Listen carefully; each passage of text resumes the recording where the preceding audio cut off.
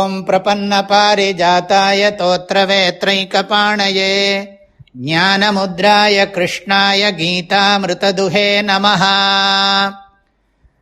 ந ச மத்ஸ்தானி பூதானி பஷ்ய மே யோகமைஸ்வரம் பூதப்ருன்ன ச பூதஸ்தः மமாத்மா பூதபாவனः.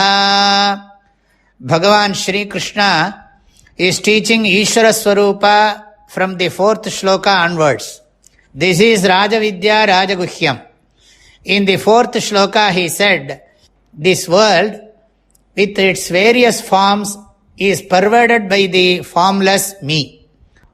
All that one experiences is pervaded by the pure consciousness and is dependent upon the pure consciousness.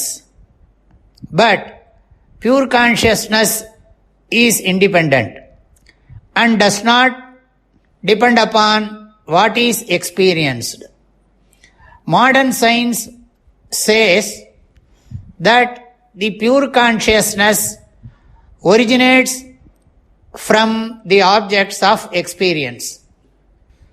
They say that consciousness comes from matter, whereas our scriptures say that the transformation of matter into energy and vice versa is dependent upon the consciousness.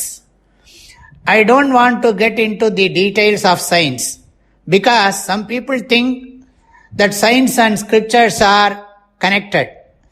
Science actually deals only with the external world made up of the 5 elements, whereas the scriptures talk of Atma, the pure consciousness, which is the underlying essence of all the objects.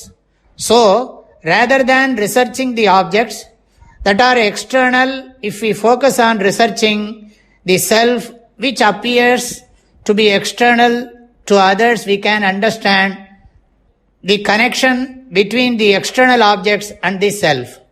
That's why the noble and the learned teach us these scriptures. So, consciousness does not originate from the objects, and it is the objects that depend upon consciousness. This is the Tattvajnana, knowledge of the ultimate truth. In this, the 5th shloka, Bhagavan teaches that the objects of experience are really non-existent in reality. They are only seeming reality or superficial. Nacha matsthani bhutani.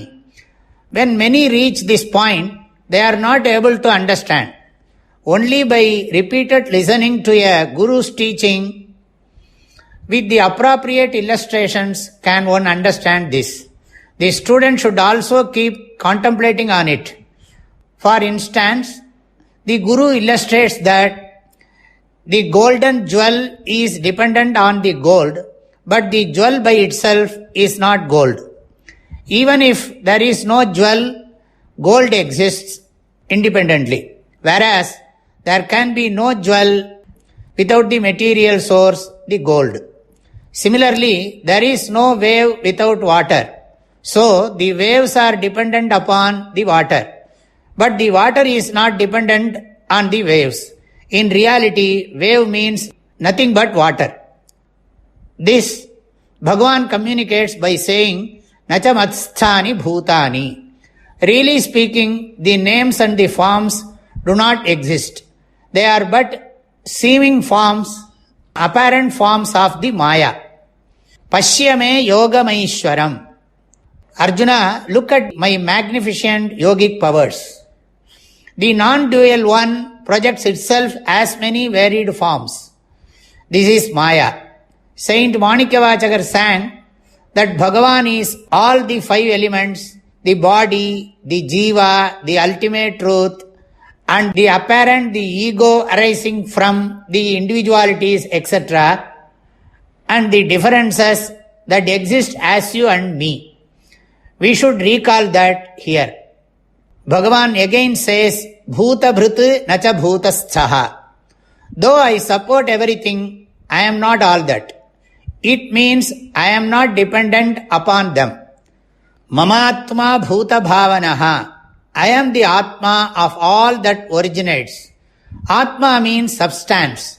This is the essence of this shloka. Nacha matstani bhutani pashyame yogamaishwaram bhuta bhrunnacha bhutasthaha mamatma bhuta bhavanaha. My prayerful blessings and best wishes to all of you. Hari Om.